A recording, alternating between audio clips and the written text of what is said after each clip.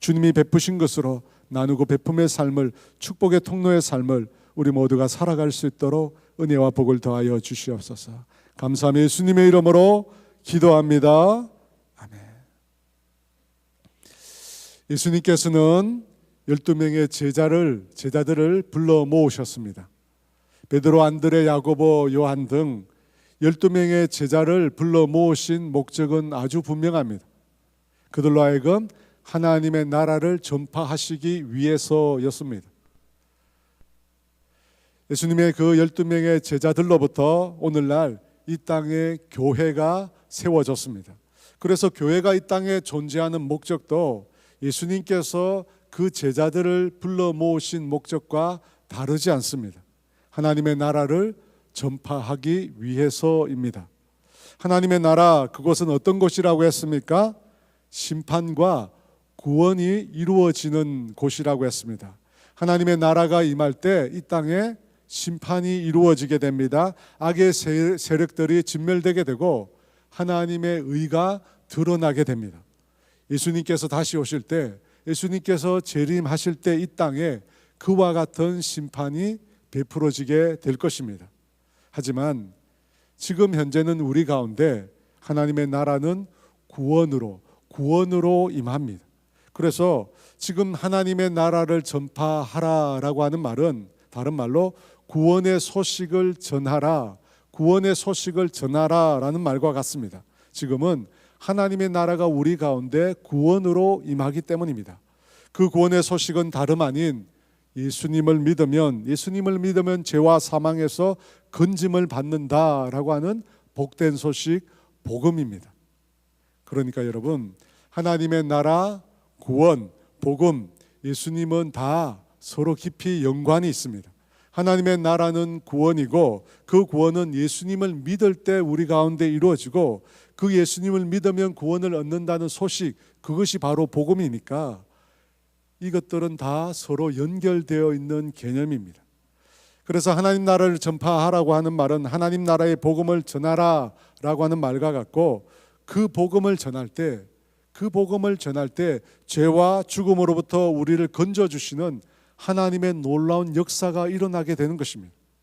여러분 이 사실을 믿으십니까? 하나님의 나라를 복음을 전할 때, 하나님 나라의 복음을 전할 때 죄와 사망으로부터 우리를 건져주시는 하나님의 놀라운 구원의 역사가 우리 가운데 이루어질 줄 믿으십니까? 주 예수를 믿어라, 그리하면 너와 내 집이 구원을 얻으리라. 여러분 믿으시면 이 복음을 전하시기 바랍니다. 정말로 예수님을 믿으면 구원이 이루어진다는 이 사실을 믿는다면 이 복음을 여러분 전하십시오. 여러분 복음을 전하는 그곳에 놀라운 하나님의 구원의 역사가 반드시 이루어질 것입니다. 2절 말씀입니다. 하나님의 나라를 전파하며 앓는 자를 고치게 하려고 내보내시며, 예수님의 이 말씀을 보면 하나님의 나라를 전파하는 것과 앓는 자, 곧 병자를 고치는 것과 서로 연관이 있음을 우리가 알 수 있습니다. 여러분 복음을 전하는 것과 병자를 낫게 하는 이 치유와 무슨 관계가 있을까요? 우리가 예수를 믿으면 구원을 얻는다고 했습니다. 그 구원이라고 하는 것은 죄와 죽음에서 해방되는 것을 말합니다.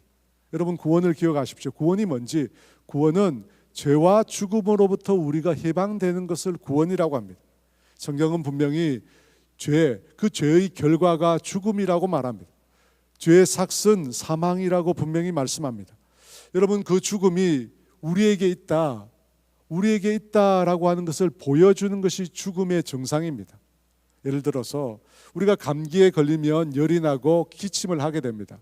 열이 나고 기침을 하는 그것을 감기의 증상이라고 합니다. 마찬가지로 죄의 결과인 이 죽음의 정상이 있습니다. 여러분 어떤 정상이 있을까요? 그것이 바로 우리가 이 땅에서 겪고 있는 수없이 많은 고통, 여러분 그것이 죽음의 정상입니다. 그 고통 중에서 대표적인 것이 바로 질병입니다. 쉽게 우리가 암에 걸렸다라고 하면 죽음이 머지 않았다라고 하는 것을 우리가 알 수 있잖아요. 그래서 암이라고 하는 것은 죽음의 증상입니다. 구원은 바로 그와 같은 죄와 죽음, 그리고 죽음의 정상에서 우리를 건져내 주는 것, 그것이 바로 구원입니다. 하나님의 나라가 전파되는 곳에, 구원의 복음이 전파되는 곳에 죽음의 증상으로 고통받는 인생들이 노임을 받는 일들이 일어나게 되는 것입니다. 예수님께서 질병을 고쳐주셨는데 내 병에서 나았다라는 말도 하시지만 구원을 받았다라고 하는 표현도 사용하셨습니다. 누가복음 8장 47절 48절에 여자가 스스로 숨기지 못할 줄 알고 떨며 나와 엎드려 그 손댄 이유와 곧 나은 것을 모든 사람 앞에서 말하니 예수께서 이러시되 딸아 내 믿음이 너를 구원하였으니 평안히 가라 하시더라. 여인이 혈루증에서 나은 것을 두고 예수님께서 내 믿음이 너를 구원했다고 말합니다. 질병에서 나은 것을 두고 구원받았다라고 말했습니다. 왜 그렇습니까? 질병도 죄의 결과인 죽음의 증상이기 때문입니다. 그것으로부터 건짐을 받았다는 것입니다. 그것으로부터 구원을 받았다는 것입니다. 그렇다면 여러분, 우리가 궁금해하는 이 질병의 치료와 같은 놀라운 기적은 과연 언제 우리 가운데 나타나는 것일까? 성경에 보면 믿음의 기도가 병을 낫게 한다고 분명히 말씀합니다. 야고보서 5장 15절에 믿음의 기도는 병든 자를 구원하리니 주께서 그를 일으키시리라. 혹시 죄를 범하였을지라도 사하심을 받으리라. 믿음의 기도가 병자를 낫게 한다고 했습니다. 저는 덧붙여서 그 믿음의 기도보다 우선되는 것이 하나님의 주권이라고 했습니다. 또 교회를 세우는 은사로서 병 고치는 은사가 있다고 말씀합니다. 고린도전서 12장 9절에 어떤 사람에게는 한 성령으로 병 고치는 은사를 주셨다고 합니다. 은사라고 하는 것이 교회 공동체를 세우기 위한 성령님의 능력을 말하는 것입니다. 교회를 세우기 위해 그와 같은 병 고침의 은사를 성령님께서 임하시는 곳에 나타나게 하셨습니다. 그런데 병을 고치는 일은 하나님 나라의 복음을 전하는 현장에서 더 자주 나타납니다. 왜냐하면 질병이 죄의 결과인 죽음의 증상이라고 했잖아요. 그 죽음의 증상으로 구원을 얻는다는 징표, 구원의 복음을 전하는 현장에서 그래서 병 고치는 역사가 많이 일어나는 것입니다. 구원받았다라고 하는 징표로 병이 고쳐지는 역사가 일어난다는 것입니다. 실제로 선교 현장에서 그래서 병 고치는 역사가 많이 일어납니다. 그뿐만 아니라 여러분 성경이 분명히 그것을 말씀하고 있어요. 마가복음 6장 15절에서 18절입니다. 또 이르시되 너희는 온 천하에 다니며 만민에게 복음을 전파하라. 믿고 세례를 받는 사람은 구원을 얻을 것이요 믿지 않는 사람은 정죄를 받으리라. 믿는 자에게는 이런 표적이 따르리니 곧 그들의 내 이름으로 귀신을 쫓아내며 새 방언을 말하며 뱀을 집어 올리며 무슨 독을 마실지라도 해를 받지 아니하며 병든 사람에게 손을 낳은즉 나으리라 하시더라. 복음을 전파하라. 온 천하에 다니며 만민에게 복음을 전파하라. 그때 그 복음을 받아들이고 믿는 자에게 이런 표적이 따른다고 합니다. 여러분 어떤 표적이 나왔습니까? 복음을 전하는 현장에 수없이 많은 표적들이 있습니다. 그 표적 중에 병든 사람이 낫는 기적이 일어난다는 것입니다. 그래서 여러분 하나님의 나라를 전파하는 것과 질병에서 고침을 받는 것이 함께 연계되어서 나오는 것입니다. 하나님의 나라를 전파하는 것은 구원의 소식을 전하는 것입니다.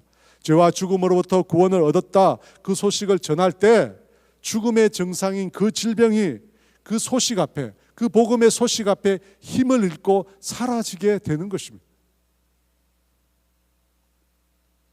그와 같은 놀라운 복음을 전하는 현장 가운데 병이 고쳐지는 역사들이 저와 여러분의 삶 가운데로 일어나기를 주의 이름으로 축원합니다. 그와 같은 놀라운 구원을 나타내는 하나님의 나라를 전파할 때, 그 나라를 전파할 때 우리의 태도, 우리의 모습이 어떠해야 한다고 했습니까? 3절 말씀입니다. 같이 있습니다. 이르시되 여행을 위하여 아무것도 가지지 말라. 지팡이나 배낭이나 양식이나 돈이나 두 벌 옷을 가지지 말며.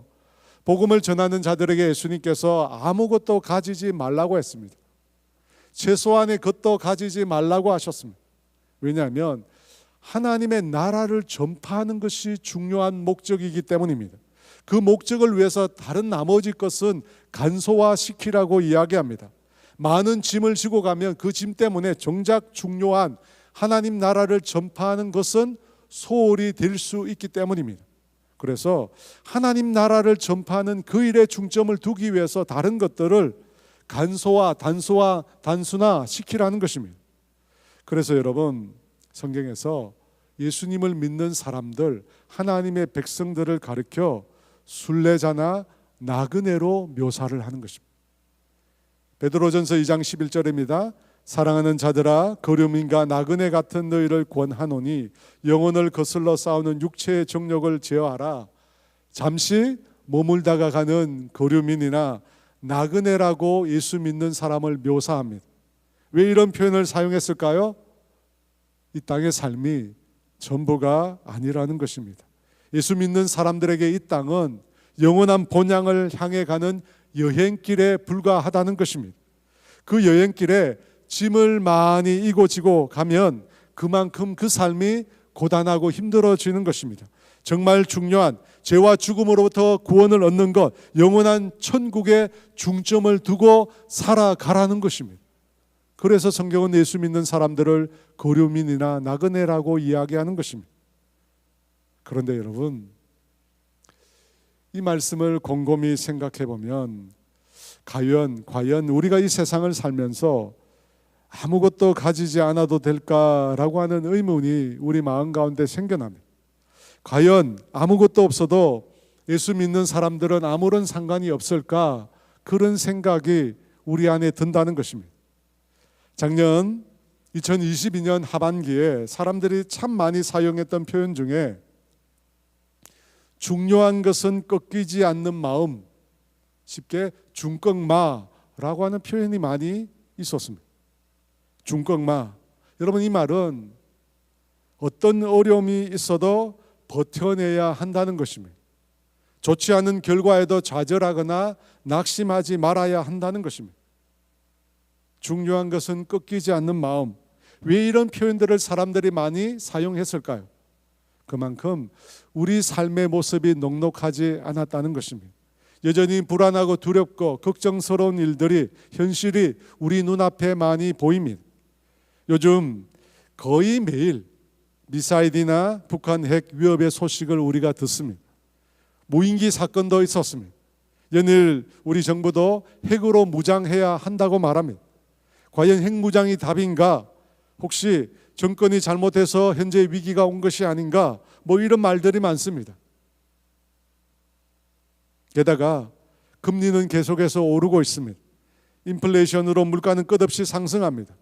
제일 흔히 하는 말이 그 중에도 안 오르는 것은 월급밖에 없다고 합니다. 영끌한 젊은 세대는 대출금을 갚느라고 허리가 휘어지고 있습니다. 그야말로 바로 지금이 불안의 시대라고 말합니다. 이때 가장 안전한 자산은 금이라고 사람들이 또 말합니다. 그런데 오늘 성경은 아무것도 가지지 말라고 합니다. 삶을 단순화시키려고 합니다. 여러분, 과연 이 성경의 말씀이 우리 귓가에 들어올까요? 우리를 지탱하고 있는 안전판이 전혀 없는데 과연 아무것도 가지지 않아도 될까요? 그렇게 살아도 우리가 살 수 있을까요? 여러분, 이 불안의 시대에 세상 사람들은 어떻게 살까요? 세상 사람들은 과연 어떻게 살아가고 있을까요? 그들은 자신의 삶의 안전을 확보하기 위해서 물불을 가리지 않고 있습니다. 여러분, 세상 사람들의 머리가 얼마나 비상한지 모릅니다. 저희 주중 예배 처소인 이 아가페홀 맞은편에 공간이 있습니다. 오른쪽이 아가페홀이고 왼쪽이 비어있는 공간입니다. 예전에 펜신장이 있던 공간입니다. 여러분, 이 공간의 실평수가 39평입니다. 2층인데 바닥평수도 그 정도가 됩니다. 여러분, 이 공간이 감정가로 6억이 넘습니다. 근데 적정가로 7억 5천 정도이면 매입이 가능하다고 했습니다. 저희도 추후에 예배 공간으로 이 장소를 쓰려고 하는 생각이 있었습니다. 그래서 저희도 경매가 나왔을 때 참여를 했습니다. 그런데 놀랍게도 경매가가 11억 5천으로 낙찰이 되었습니다. 저는 정말 돈이 많은 분이 아파트가 재개발될 때를 생각하고 이것을 산 모양이다, 그렇게 생각을 했습니다. 그런데 나중에 1층 부동산 우리 사장님이 저에게 얘기한 것을 들어보니까 그게 아니었습니다. 이곳을 매입한 곳은 서울에 있는 모 투자회사라고 합니다. 말은 투자회사인데 부동산 업자들이라고 합니다. 이들은 이 39평 되는 공간을 매입해서 13개로 명의를 변경을 해서 3평씩 이것을 다 갖다 팔았다고 합니다. 3평씩 팔았다고 해요. 3평에 2억 4천 5천의 돈을 받고 팔았다고 합니다. 여러분, 그것을 종합해서 보면 전체 가격이 30억이 넘습니다. 6억 정도의 상가를 30억으로 5배 뻥튀기를 해서 판 것입니다. 저는 그 소식을 듣고 정말 세상 사람들은 머리가 잘 돌아간다는 생각을 하게 되었습니다. 정말 돈을 벌기 위해서 사람들이 혈안이 되었구나 라는 생각이 들었습니다. 저는 2번 죽었다가 깨어나도 절대 앞으로 돈을 못 벌겠구나, 그런 생각도 들었습니다. 여러분, 성경에 이런 말씀이 있습니다. 누가복음 16장 8절에 주인이 이 옳지 않는 청지기가 이를 지혜롭게 하였으므로 칭찬하였으니 이 세대의 아들들이 자기 시대에 있어서는 빛의 아들들보다 더 지혜로움이니라. 이 세대의 아들들이, 이 세상의 아들들이 예수를 믿는 빛의 자녀들보다 더 지혜롭다고 성경이 말씀합니다. 정말 지혜로운 것 같아요. 돈을 버는 데 있어서는, 이 세상의 논리를 따라 살아가는 데 있어서는 이 세상 사람들이 예수 믿는 사람보다 훨씬 지혜로운 것 같습니다. 그 세상 사람들, 이 세상 사람들을 대하면 사사기 1장 19절에 나오는 가나안 족속 같다는 느낌을 받습니다. 여호와께서 유다와 함께 계셨으므로 그가 산지 주민을 쫓아내었으나 골짜기의 주민들은 철병거가 있으므로 그들을 쫓아내지 못하였으며, 마치 이 세상 사람들은 철병거를 가진 사람들 같습니다. 하나님의 백성이 쫓아내지 못하는 사람들 같습니다. 저는 예수를 믿는 우리가 이 세상을 살아갈 때 우리가 살고 있는 이 세상이 마치 가나안 땅 같다는 생각이 듭니다. 10명의 정탐꾼들이 경험한 가나안 땅과 같은 세상이 우리가 살고 있는 세상이라는 생각이 듭니다. 민수기 13장 31절과 33절에 이렇게 말합니다. 그와 함께 올라갔던 사람들은 이르되 우리는 능히 올라가서 그 백성을 치지 못하리라. 그들은 우리보다 강하니라. 이스라엘 자손 앞에서 그 정탐한 땅을 악평하여 이르되 우리가 두루 다니며 정탐한 땅은 그 거주민을 삼키는 땅이요 거기서 본 모든 백성은 신장이 장대한 자들이며 거기서 네피림 후손인 아낙 자손의 거인들을 보았나니 우리는 스스로 보기에도 메뚜기 같으니 그들의 보기에도 그와 같았을 것이니라. 여러분, 우리가 보고 있는 세상이 우리 눈에 이렇게 보이지 않습니까? 우리는 과연 10명의 정탐꾼들과 다를까요? 과연 우리는 이 세상 가운데 승리할 수 있을까요? 세상의 지혜가 하나님의 자녀들의 지혜보다 훨씬 더 뛰어난 이 세상에서 우리는 과연 하나님 믿는 신앙만으로 이 세상을 능히 살아낼 수 있을까요? 세상 사람들은 24시간이 모자랄 정도로 이 세상에서 살아남을 온갖 방법을 다 궁리하고 있습니다. 그런데 과연 이 세상 사람들과 우리는 경쟁해서 이길 수 있을까요? 과연 어떻게 우리는 믿음의 사람으로 이 세상 가운데 살아날 수 있을까요? 살아남을 수 있을까요? 여러분, 우리에게 필요한 것이 뭘까요? 오늘 성경 3절은 이렇게 말합니다. 이르시되 여행을 위하여 아무것도 가지지 말라. 지팡이나 배낭이나 양식이나 돈이나 두벌 옷을 가지지 말며. 그런데 이 세상을 살고 있는 우리에게 주님은 아무것도 가지지 말라고 합니다. 아무것도 가지지 말래요. 여러분, 이 말 속에는 어떤 의미가 담겨 있을까요? 너희는 굶어 죽어라, 그런 뜻일까요? 아니겠죠. 아무것도 가지지 말라. 이 말은 주님 당신이 주시겠다는 겁니다. 주님 당신이 우리의 삶을 책임져 주시겠다는 것입니다. 여러분, 그런 뜻입니다. 여러분, 우리가 하나님 나라를 전파하는 삶을 살면, 이 구원의 소식을 전파하는 삶을 살면 나머지 필요한 모든 것은 하나님께서 우리에게 주시겠다는 것입니다. 예수님을 믿고 따르는 자의 삶을 말하고 있는, 가장 분명히 말하고 있는 마태복음 6장 30절 33절은 이렇게 우리에게 말씀합니다. 오늘 있다가 내일 아궁이에 던져지는 들풀도 하나님이 이렇게 입히시거든 하물며 너희 일까 보냐. 믿음이 작은 자들아, 그러므로 염려하여 이르기를 무엇을 먹을까, 무엇을 마실까, 무엇을 입을까 하지 말라. 이는 다 이방인들이 구하는 것이라. 너희 하늘 아버지께서 이 모든 것이 너희에게 있어야 할 줄을 아시느니라. 그런즉 너희는 먼저 그의 나라와 그의 의를 구하라. 그리하면 이 모든 것을 너희에게 더하시리라.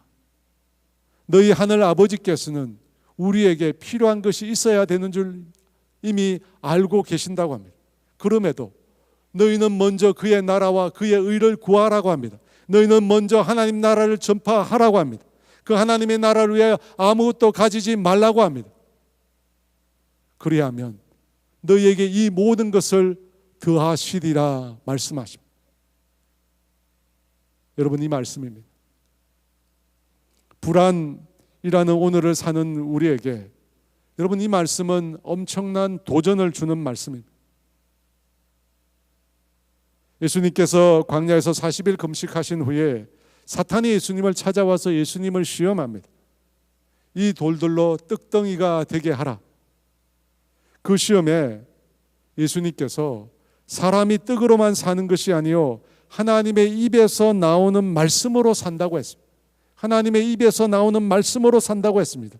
여러분, 이 말씀이 무슨 뜻입니까? 예수 믿는 사람은 떡이 아닌 공기만 먹어도 살 수 있다는 겁니까? 예수 믿는 사람은 성경만 읽어도 떡이 나오고 밥이 나온다는 뜻입니까? 그런 말이 아닙니다. 예수 믿는 사람은 내 힘으로 벌어서, 내 능력으로 벌어서 사는 자들이 아니라는 뜻입니다. 예수 믿는 사람들은 하나님께서 공급하시는 것으로 산다는 것입니다. 예수 믿는 사람은 하나님이 주시는 만나로 산다는 것입니다. 예수 믿는 사람들은 하나님이 베풀어 주시는 은혜로 산다는 것입니다. 살아가는 데 필요한 것을 나 자신이 아닌 하나님께로부터 받아서 사는 자들이라는 것입니다. 여러분, 그들이 예수 믿는 자들입니다. 제가 결혼을 하려고 제가 집에 인사를 갔습니다. 그때 저희 장모님은 교회를 다니고 있지 않았습니다. 지금은 다니시는데요. 제가 목사라고 소개를 하니까 그런 말을 하셨어요. 어쩌다가 그런 길로 빠졌냐고. 어쩌다가 뭐 먹고 살 거냐고. 제가 아주 당당히 얘기했습니다. 하나님께서 먹을 것을 주실 거라고. 여러분, 예수 믿는 사람들은 이 세상을 살아가는 방식이 믿지 않는 사람들과 다릅니다. 우리는 하나님을 의지해서 사는 자들입니다. 여러분, 인간이란 코끝에 호흡이 그치면 죽는 존재입니다. 한 줌의 호흡이 그치면 끝나는 존재입니다. 코로나를 지나면서 우리가 너무나 절실히 그것을 깨닫지 않았습니까? 눈에 보이지도 않는 미세한 바이러스도 감당하지 못하는 존재가 바로 우리입니다.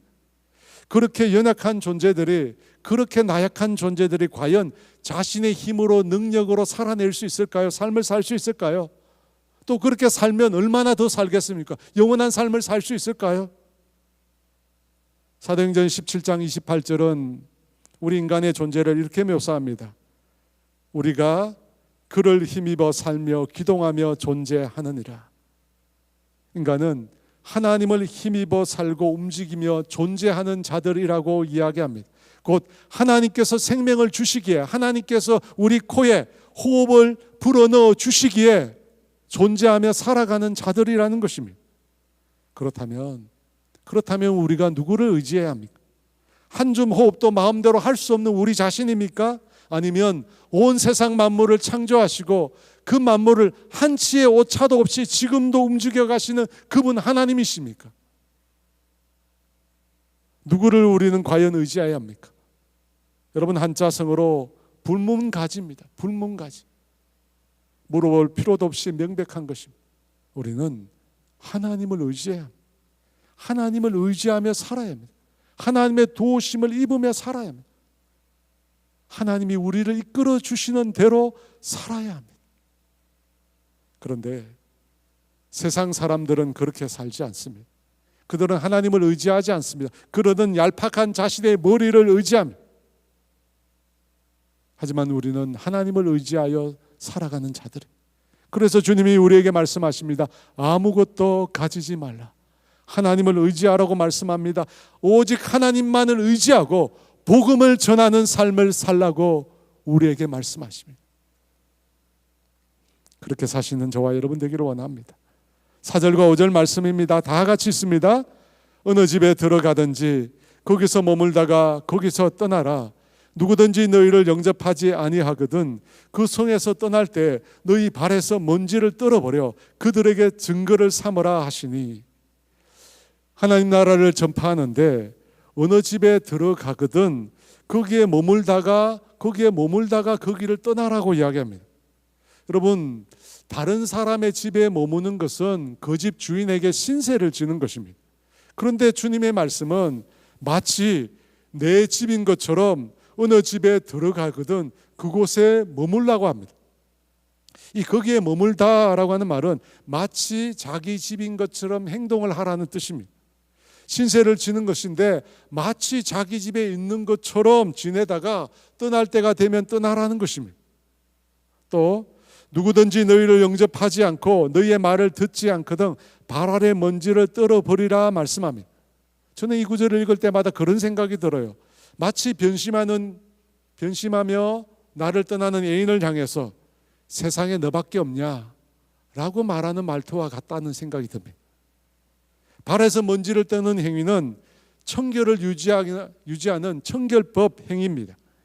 유대인들이 이방인이 거주하는 땅에 들어갔다가 자신의 땅으로 다시 돌아올 때 그 경계선에서 신의 먼지를 떠는 이런 행위를 했다고 합니다. 이것은 자신이 방문한 그 이방인의 땅과 이방인과 자신은 아무런 상관이 없다라고 하는 것을 나타내기 위한 일종의 퍼포먼스입니다. 왜냐하면 이방인들은 부정하다고 생각했거든요. 그 부정한 이방인들과 자신은 아무런 상관이 없다는 것입니다. 그것을 나타내기 위해서 발에 먼지를 떤 것입니다. 그런데 예수님께서는 복음을 전하는 우리에게 그 말씀을 하십니다.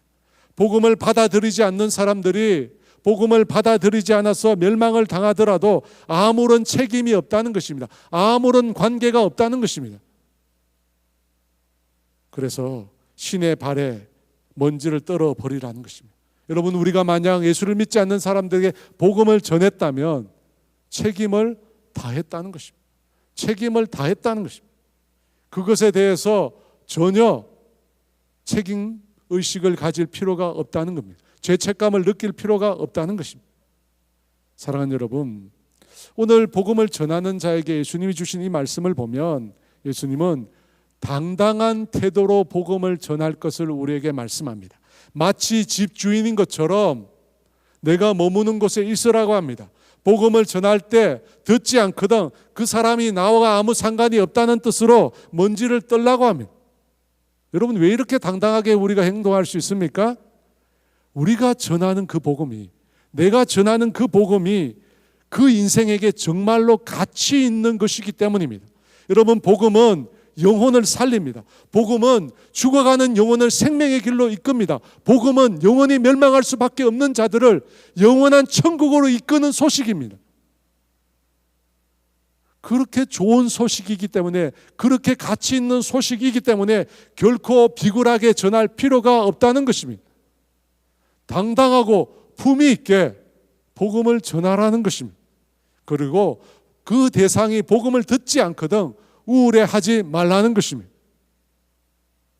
여러분, 이런 자신감, 복음에 대한 자신감은 어디에서 나오는 것일까요? 그것은 내가 사랑받고 있다는 사실에서 나오는 것입니다. 여러분, 우리가 사랑받을 때 그것에서 자신감, 당당함 등이 나옵니다. 주님으로부터 우리가 사랑받고 있다, 주님이 나를 사랑하고 있다라고 하는 사실에 확신이 있을 때 여러분, 복음에 대한 이런 자신감이 나오는 것입니다. 저희 애들이 어릴 때 한참 보는 것마다 내 것 그러는 겁니다. 아이들이 그러잖아요. 보는 것마다 내 것 그래요. 뭐든지 자기 거래요. 제가 심술이 나서 장난감을 가리키면서 그렇게 얘기했어요. 이거 아빠가 사줬잖아. 아빠가 사줬으니까 아빠 거야. 그러니까 아니야, 내 거야. 아빠가 사준 거 아니야. 택배 아저씨가 줬어. 여러분, 당당함과 자신감은 사랑받을 때 사랑의 관계에서 나오는 것입니다. 주님으로부터 내가 사랑받고 있다라고 하는 것을 확신할 때 우리 안에 자신감이 생기는 거예요. 우리 안에 당당함이 생기는 것입니다. 지금 이 땅의 교회는 복음에 대한 당당함, 자신감을 다 잃어버렸습니다. 용기와 자신감을 다 잃어버렸어요. 외소증에 걸려 있습니다. 작아졌다고 움츠려 들고 있습니다. 여러분, 우리가 어디 다니다가 교회 다닌다는 말을 못합니다. 목사라는 얘기를 못해요. 왜 그렇게 되었습니까? 무엇이 문제입니까? 여러분, 교회가 잘 나갈 때, 부흥할 때 어떻게 전도하는지 아십니까? 인구의 4분의 1, 1,000만이 넘는 사람들이 믿는 종교로 나오라고 그랬어요. 사실 그때 우리 교회는 잘못된 기준으로 자신감의 근거로 삼았던 거죠.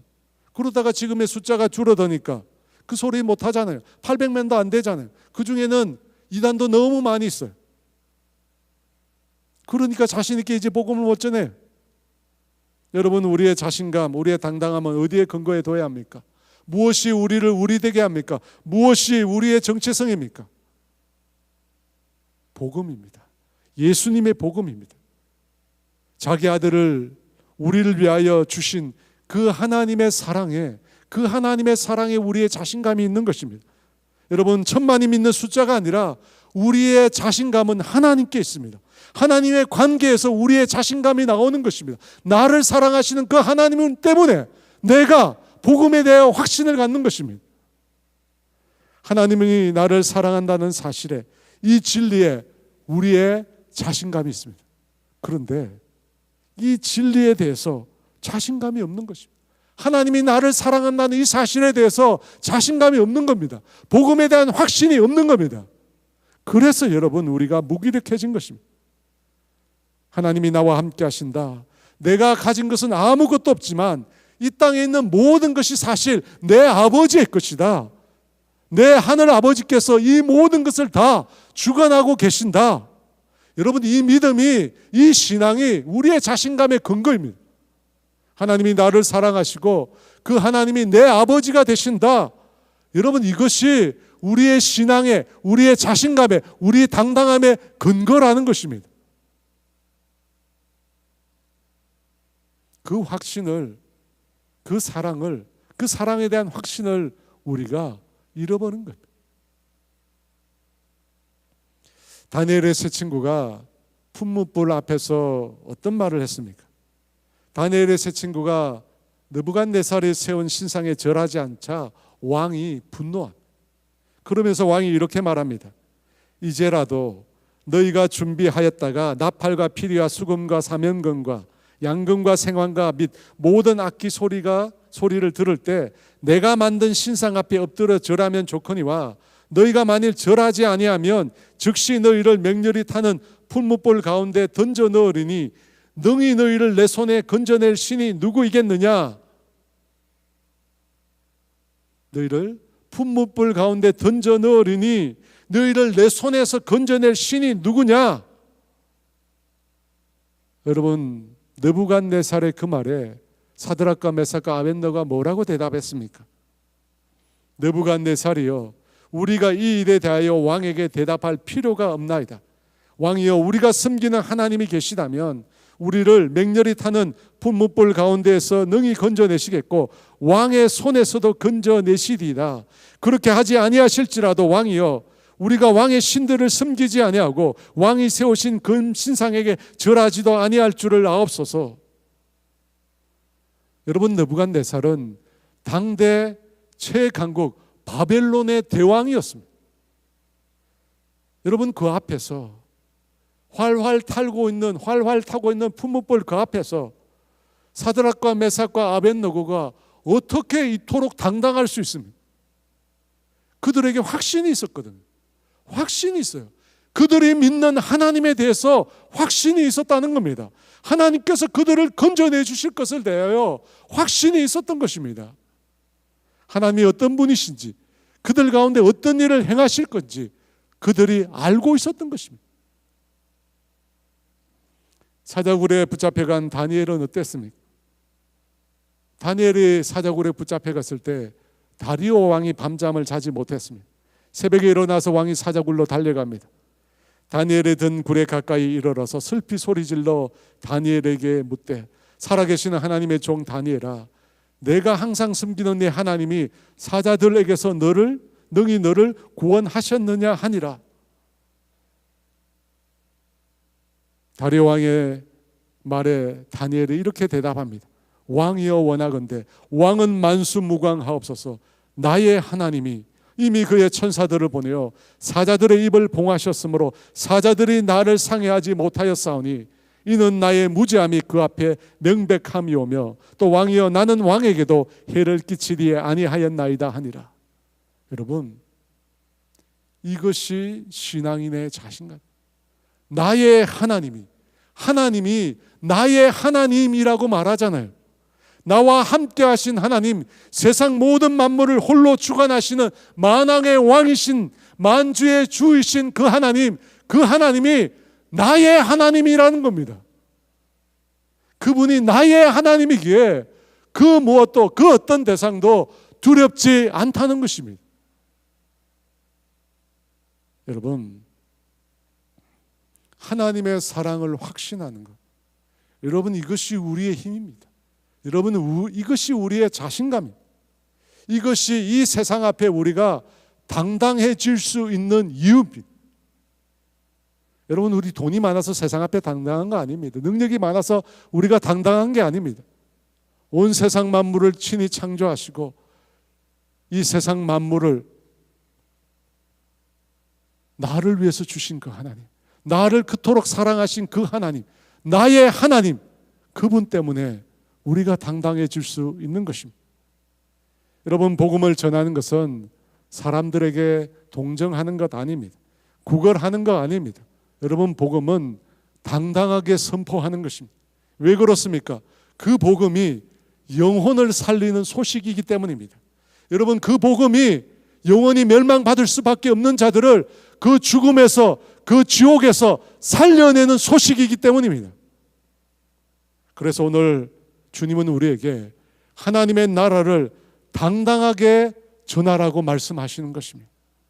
왜냐하면 우리가 믿는 그 하나님이 천지 우주 만물을 창조하신 분이시고, 나를 창조하신 그분이 나를 구원하시기 위해서 모든 하늘의 영광을 버리고 십자가에서 자신의 목숨을 바치신 바로 그분이시기 때문입니다.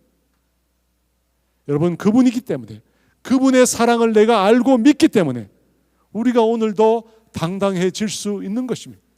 온 세상이 나를 거절해도, 온 세상이 나를 미워해도 우리가 두려워하지 않는 이유는 바로 그 하나님 때문입니다. 그 하나님의 사랑을 내가 확신하기 때문입니다.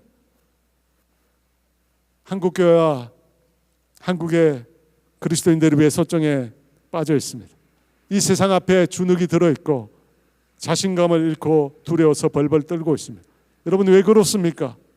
우리가 세상 앞에 소금과 빛이 되지 못해서 그렇습니다.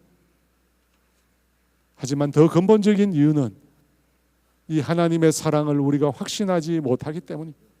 복음을 확신하지 못하기 때문입니다. 이 복음이 영혼을 살리고, 이 복음이 죽음에서 생명으로, 이 복음이 지옥에서 천국으로 우리를 이끄는 소식이라는 사실을 우리가 확신하지 못하기 때문입니다. 그래서 자신감이 없는 거예요. 그래서 당당하지 못한 것입니다. 사랑하는 여러분, 다시 일어서야 합니다. 다시 세상 앞에 당당해져야 합니다. 여러분, 그렇기 위해서는 먼저 하나님의 사랑을 확신해요. 하나님의 사랑을 확신해. 매 순간 하나님의 사랑을 경험해. 여러분, 하나님의 사랑에, 그 사랑 안에 두려움이 없다고 했습니다. 온전한 사랑이 두려움을 내어 쫓는다고 했습니다. 여러분, 하나님의 사랑 안에 있는 자는 그 무엇도, 그 어떤 것도, 그 어떤 대적도 두렵지 않은 것입니다. 중요한 것은 그 하나님의 사랑을 우리가 경험하지 못하고 있기 때문에, 그 하나님의 사랑을 확신하지 못하고 있기 때문에, 바라고 소원하는 것은 저와 여러분이 그 하나님의 사랑을 다시금 깊이 체험하기를 원합니다. 그 하나님의 사랑을 깊이 느끼는 우리가 되기를 원합니다. 그래서 다시 이 세상 앞에 자신감을 가지고 당당함을 가지고 그 복음 전하는, 그 하나님 나라를 전파하는 저와 여러분 다 되시기를 주의 이름으로 축원합니다. 우리 함께 찬양하도록 하겠습니다. 너는 내 아들이라 라고 하는 찬양 주 앞에 함께 드리겠습니다. 힘들고 지쳐 낭망하고 넘어져 일어날 힘 전혀 없을 때에 조용히 다가와 손 잡아주시며 나에게 말씀하시네. 나에게 실망하며 내 자신 연약해 고통 속에 눈물 흘릴 때에 못자국 난 그 손길 눈물 닦아주시며 나에게 말씀하시네. 너는 내 아들이라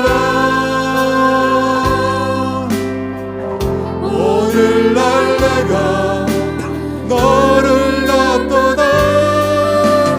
너는 내 아들이라 나의 사랑하는 내 아들이라. 힘들고 지쳐 낭망하고 넘어져 일어날 힘 전혀 없을 때에 조용히 다가와 손 잡아주시며 나에게 말씀하시네. 나에게 실망하며 내 자신 연약해 고통 속에 눈물 흘릴 때에 못자국난 그 손길 눈물 닦아주시며 나에게 말씀하시네. 너는 내 아들이라 오늘날 내가 너를 낳도다. 너는 내 아들이라 나의 사랑하는 내 아들이라. 언제나 변함없이 너는 내 아들이라. 나의 십자가 고통 세상의 그 고통으로 내가 너를 낳았으니 너는 내 아들이라. 오늘날 내가 너를 낳도다. 너는 내 아들이라 나의 사랑하는 내 아들이라.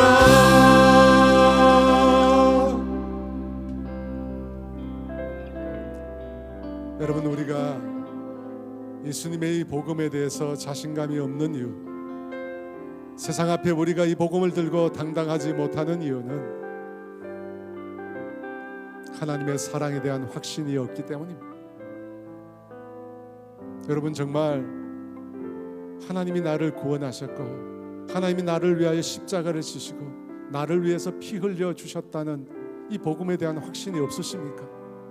하나님이 자신의 모든 것을 다 드려 나를 사랑하셨다는 이 사랑에 대한 확신이 없으십니까? 여러분, 확신이 있으십니까? 정말 주님이 나를 위해서 죽으시고 주님이 나를 위해서 피 흘려 주셔서 나를 영원한 멸망에서 천국으로 나를 건져 주셨다는 사실을 여러분 믿으십니까? 믿으시면 당당해지십시오. 세상 앞에 당당해지십시오. 예수를 믿지 않는 자들 앞에 당당해지십시오. 그리고 하나님이 나를 위해서, 나를 구원하기 위해서 이렇게 희생을 치르신 것에 대해서 당당히 선포하십시오. 자랑하십시오. 여러분, 생각해 보십시오. 여러분의 자녀가, 내가 그토록 사랑하는 내 자녀가 나를 부끄럽게 여긴다고 생각해 보십시오. 자기 부모가 나를 사랑한 그 사랑에 대해서 확신하지 못한다고 생각해 보십시오. 여러분, 그것만큼 가슴 아픈 일이 있나요? 내 자녀가 내 사랑을 믿지 못하고 내 사랑을 의심하고, 여러분, 그것만큼 우리 마음을 아프게 하는 게 있나요? 근데 우리는 하나님 앞에 그러고 있어요. 하나님이 우리를 얼마나 사랑하는지, 자기 아들을 십자가에 처절하게 못 박아 죽인 그 사랑을 보여주시면서 우리는 여전히 주저하고 있어요. 그 하나님의 사랑에 대해 확신하지 못하고 있어요. 그 예수님의 복음에 대해서 당당하지 못하고 있어요. 여러분, 다시 돌아가세요. 여러분, 확신이 없다면, 자신이 없다면 다시 십자가를 경험하게 해달라고, 다시 하나님의 사랑을 확신하게 해달라고 여러분 고하십시오. 그리고 여러분 자신을 가지고, 확신을 가지고 세상에 가서 외치세요. 주께서 나를 구원하셨다. 영원히 멸망받을 수 없는 나를 주님께서 그 십자가의 피로 나를 살리셨다고 여러분 자랑하면서 외치십시오. 여러분, 우리가 부끄러울 게 뭐가 있습니까?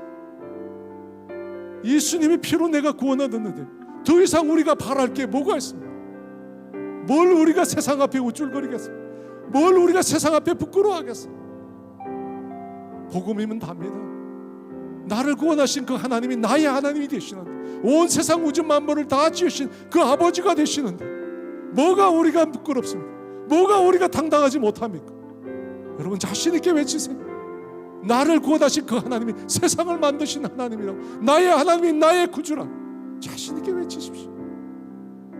여러분, 아무것도 두려워할 필요가 없습니다. 세상 사람들 그 머리 써서 굴리고 그렇게 바닥바닥 돈 벌어서 뭐 어떻게 하겠다는 거예요? 영원을 살 수 있어요? 영원한 생명을 얻을 수 있어요? 아무것도 살 수 없어요. 여러분, 죽을 때 가장 필요 없는 것은 돈이에요. 아무것도 해줄 수 없습니다. 왜 그것을 위해서 목숨을 바칩니까? 여러분, 우리는 그거 가질 필요도 없어요. 하나님 말씀하십니다. 내가 주겠다고. 하나님 나라와 의를 구하라. 그 모든 것을, 그리하면 이 모든 것을 너희에게 주리라. 여러분, 하나님 신뢰하십시오. 하나님 믿으십시오. 하나님이 주세요. 절대 우리를 외면하지 않습니다. 그 하나님 믿으세요. 의지하십시오. 믿고 당당하게 자신감 있게 복음을 전파하는 주의 자녀 되게 해달라고 이 시간 주여 외치고 같이 기도합니다. 주여,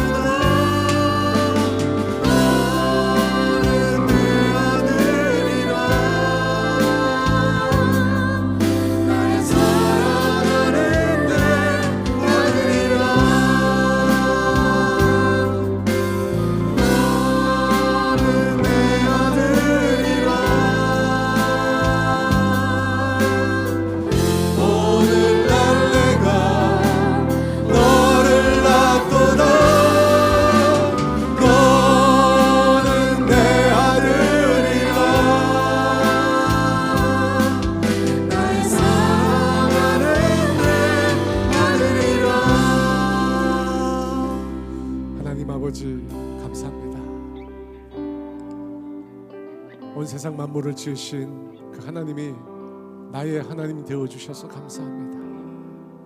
그 하나님이 나를 위하여 모든 것을 다 버리시고 십자가에 피 흘려 나를 구원해 주신 그 사랑의 하나님 되셔서 감사합니다. 하나님 고맙습니다. 하나님 고맙습니다. 하나님 이제 자신 있게 당당하게 세상 앞에 주님의 사랑을 알리겠습니다. 주님이 나의 하나님이 되셨다고, 나를 구원하신 그 하나님이라고 자신 있게 선포하며 살겠습니다.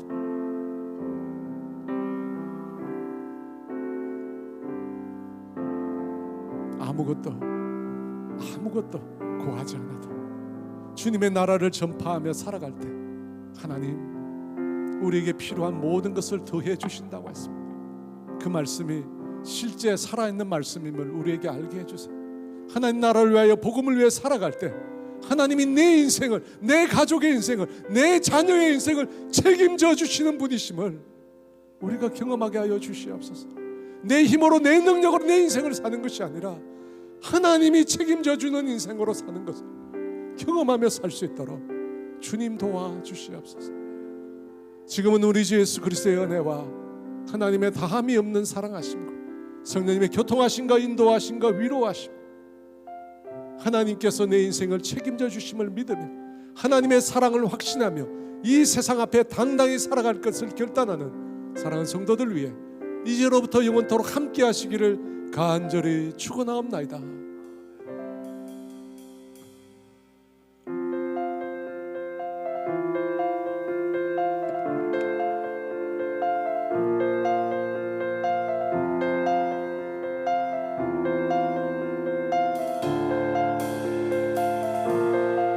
하늘에 계신 아버지 이름 거룩하며 주의 영광 이곳에 가득하길 기도하네. 하늘에 계신 아버지 주 이름 다 외치며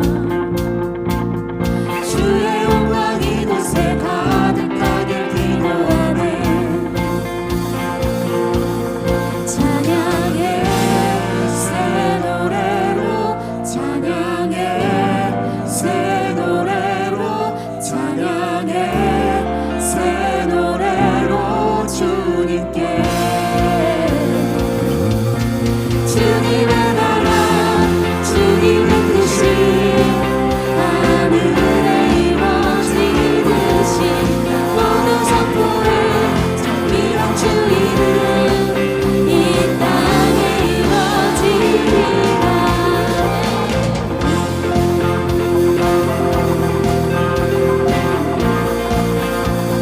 날마다 일용할 양식 은혜로 주소서.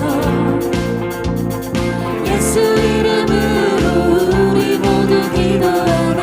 시험에 들게 마시고 시험에 들게 마시고 악에서 구원하소서. 예수 이름으로 우리 모두 기도하네.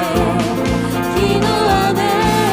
찬양의 새 노래로 찬양의 새 노래로 찬양의 새 노래로 주님께 주님의 나라 주님의 나라 주님의 뜻이 하늘에 이루어지듯이 모두 선포해 자비한 주 이름 이 땅.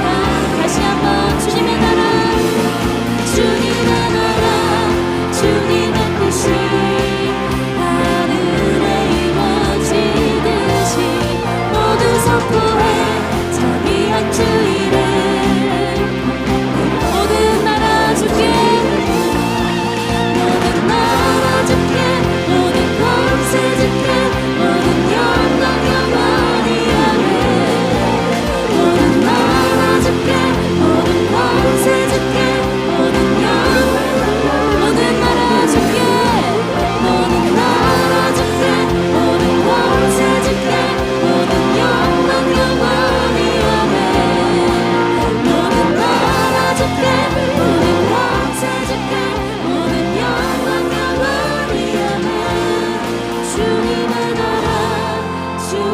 뜻이 하늘